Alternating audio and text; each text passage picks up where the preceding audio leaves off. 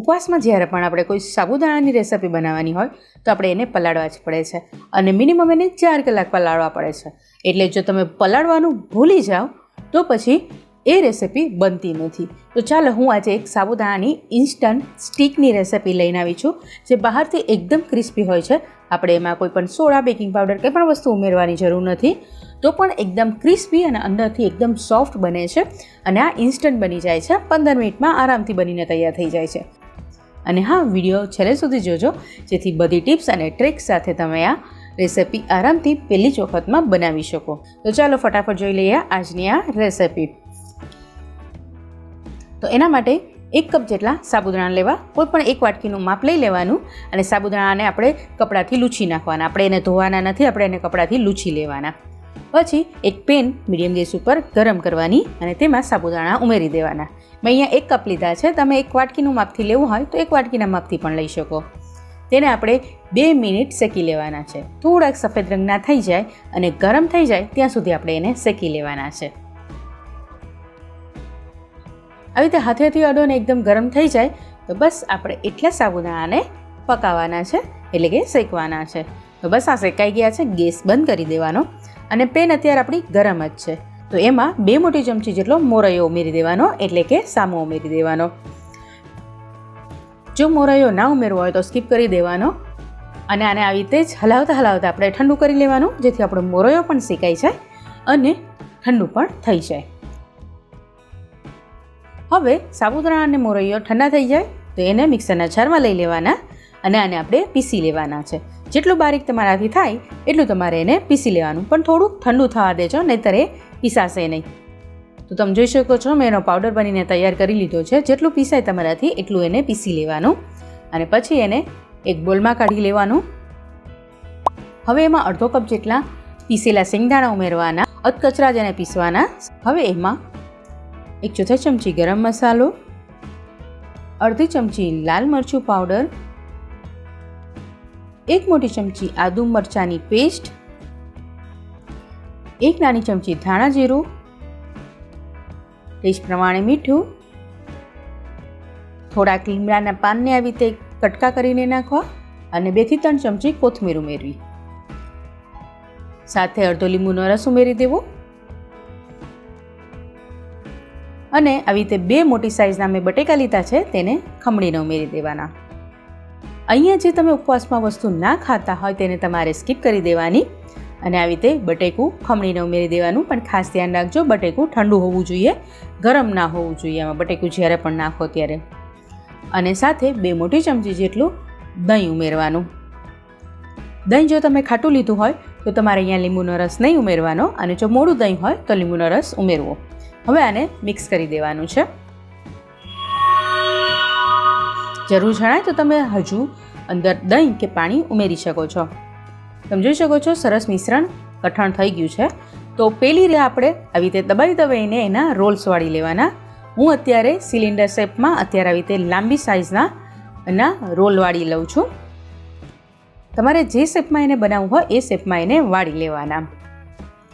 તો તમે જોઈ શકો છો મેં અહીંયા 5 થી 6 આવી રીતે બનાવીને તૈયાર કરી લીધા છે. તો આપણે એને પહેલાં તળી લઈએ. તળવા માટે તેલને મીડિયમ ટુ હાઈ ફ્લેમ પર ગરમ કરવાનું. તેલ થોડુંક વધારે જ ગરમ કરજો, મીડિયમ ગરમ ના રાખતા, નહીંતર આ ફાટશે.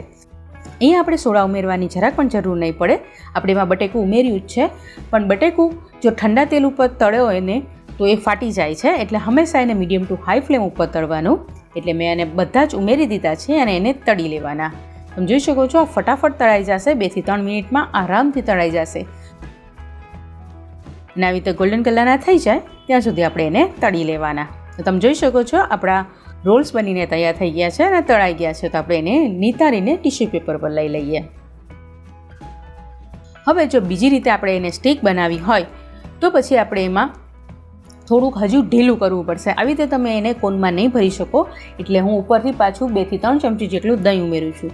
તમારે જેટલું ઢીલું કરવું હોય એ પ્રમાણે દહીં કે પછી પાણી ઉમેરવાનું.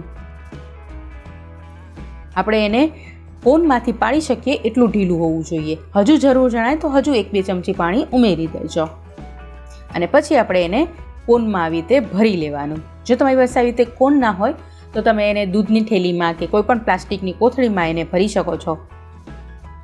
અને ખાસ ધ્યાન રાખજો એ ઢીલું હોવું જોઈએ, જેથી આપણે કોનમાંથી એને પાડી શકીએ. આવી રીતે કોનમાં ઉપરથી દબાવો તો એ નીકળી જવું જોઈએ અંદરથી, બસ એવું હોવું જોઈએ ઢીલું.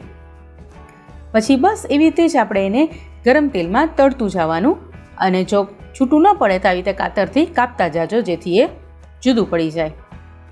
તો આવી રીતે છૂટા છૂટા એને તળી લેવાના. આ રીતે સ્ટીક બનાવવાથી એકદમ ક્રિસ્પી બને છે, અંદરથી એકદમ પોચા રહે છે, અને બાળકોને તો ખૂબ જ ભાવશે. સાથે આ ઇન્સ્ટન્ટ તમારી વેફર પણ બની જશે. પણ બસ ખાસ ધ્યાન રાખજો, એકસાથે વધારે ના પડતા અને થોડુંક છૂટું છૂટું એને મૂકજો, જેથી એકબીજા હારે ચોટી ના જાય. અને થોડીક વાર પછી આપણે એને આવી રીતે જુદા કરી દેવાના. જો ભેગા થઈ ગયા હોય તો એ છૂટા પડી જાય. અને બસ એને પણ મીડિયમ ટુ હાઈ ફ્લેમ ઉપર જ આવી રીતે ગોલ્ડન કલરના થઈ જાય ત્યાં સુધી તળી લેવાના. તો તૈયાર છે આપણા સાબુદાણાની સ્ટીક. આ ટેસ્ટમાં ખૂબ જ સરસ લાગશે, તો ચોક્કસથી ઘરે ટ્રાય કરજો ને. 15 મિનિટમાં બનીને તૈયાર થઈ જાય છે. અને હવે જ્યારે બીજી વખત સ્ટીક પાડો તો થોડુંક તેલને ગરમ થવા દેજો. 1 મિનિટ સુધી એમનેમ જ તેલને રાખી દેજો, અને પછી એને આવી રીતે પાડજો. નહીંતર પછી તેલ ઠંડુ હશે તો આ સ્ટીક છે તે ફાટી જશે. અને હવે બનાવી લઈએ ફરાળી ચટણી. આ ચટણી એકદમ ઇન્સ્ટન્ટ બને છે અને આ ફરાળી બને છે. તો તેના માટે અહીંયા અડધો કપ જેટલી કોથમીર લીધી છે. સાથે 2 ચમચી જેટલા સિંગદાણા લેવાના. સિંગદાણા મેં એમનેમ જ લીધા છે, શેકવાની જરૂર નથી. સાથે તીખાશ પ્રમાણે લીલા મરચાં, 1 આદુનો ટુકડો, ટેસ્ટ પ્રમાણે મીઠું, સાથે અડધો લીંબુનો રસ ઉમેરવાનો, અને જરૂર જણાય અને 2 મોટી ચમચી જેટલું પાણી ઉમેર્યું છે. અને આપણે એને પીસી લેવાનું છે. તમારે જેટલી ખાટી જોઈતી હોય એ પ્રમાણે તમે અંદર પાણી કે પછી દહીં પણ ઉમેરી શકો છો. તો બસ તૈયાર થઈ ગઈ છે આપણી ફરાળી ચટણી. આને તમે ફ્રીજમાં 1 થી 2 દિવસ સુધી રાખી શકો છો, આ બગડશે નહીં. અને જો ઉપરથી વઘાર કરવો હોય તો જીરું અને લીમડાનો વઘાર કરી દેજો, તો પણ સરસ લાગશે. તો તૈયાર છે આપણા ઇન્સ્ટન્ટ સાબુદાણાની સ્ટીક અને ચટણી. તમને આ રેસિપી કેવી લાગી એ કમેન્ટ કરીને ચોક્કસથી કહેજો.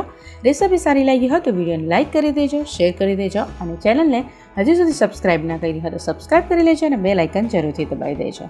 તો તમે એન્જોય કરો આ ફરારમાં બની જતા ઇન્સ્ટન્ટ સાબુદાણાની સ્ટીક. આપણે મળીશું નેક્સ્ટ રેસિપી સાથે. ત્યાં સુધી આવજો. Bye bye. Thank you. જય શ્રી કૃષ્ણ.